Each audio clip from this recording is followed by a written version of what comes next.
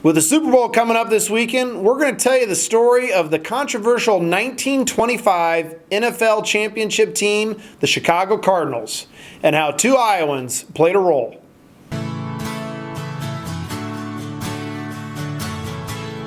Here in the heartland, this is the working man. These are the fields of dreams of American. No, you can't take that away, 'cause I wanna stay here in the heartland. I'm here in the heartland.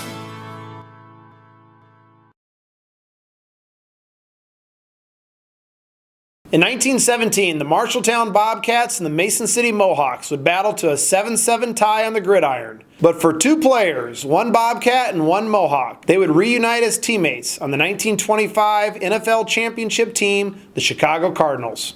John Hurlburt was a standout at Marshalltown High School, playing football, basketball, and track. In 1916, he was a third-team All-State halfback for the Marshalltown Bobcats, and he was also a member of the relay team that bring the first Drake Relays championship to Marshalltown. He would go on to the University of Chicago, where he would play both football and basketball, played for the legendary football coach Amos Alonzo Stagg. Following the University of Chicago, John Hurlburt would play 2 seasons, 1924 and 1925, for the National Football League team, the Chicago Cardinals. Eddie Anderson was a standout football player at Mason City High School, and he would go on to continue playing football at the University of Notre Dame, playing for legendary coach Knute Rockne. He would become an All-American following the 1921 season. After his playing days, he was hired as the head football coach at Columbia, which we now know as Loras College. And while coaching at Columbia, or Loras, he also moonlighted on the side as a player coach for the Chicago Cardinals. In 1925, he enrolled in medical school at DePaul University, and while he was in medical school, he coached football and basketball and continued to play for the Chicago Cardinals. The 1925 championship is the greatest controversy in the National Football League. There was no fixed schedule at that time, and there was no playoffs, and so the champion was decided by winning percentage. The Chicago Cardinals would lose to the Pottsville Maroons at the end of the 25 season, which should have given the championship to the Maroons. But the Chicago Cardinals would quickly schedule 2 additional games to improve their winning percentage. One of those 2 teams they scheduled was the Milwaukee Badgers. And to ensure a victory, one of the players from the Cardinals hired 4 high school kids out of Chicago to play on the Badgers team. For the Pottsville Maroons, following their victory over the Chicago Cardinals, they scheduled an exhibition game with a group of Notre Dame All-Stars that consisted of the 1924 Notre Dame team, including the 4 Horsemen, and legendary Iowa native Elmer Layden.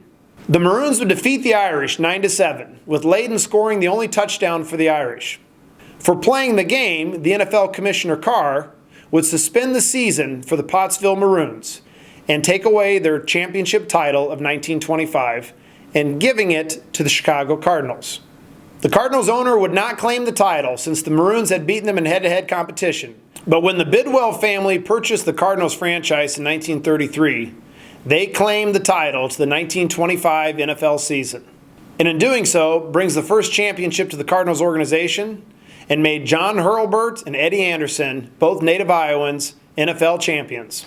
The Cardinals would eventually end up in Arizona. John Hurlburt would become a successful public accountant, and Anderson would become a doctor and the head football coach at the University of Iowa, coaching the 1939 Ironman team and Niall Kinnick, practicing medicine in the morning and coaching football in the afternoon. As a reminder to all of our Iowa visitors, thanks to our partner Musco Lighting, all Iowa students receive free admission to the Iowa Hall of Pride.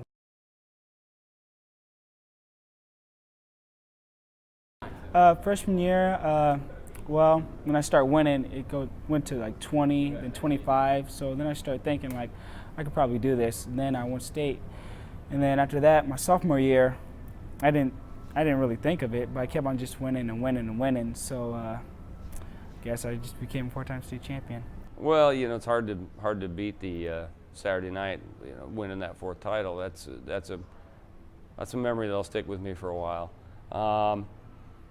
I think, his freshman year, we had 5 kids in the finals that year from Roosevelt, and another kid that placed 5th, and another kid that qualified and won a match or 2.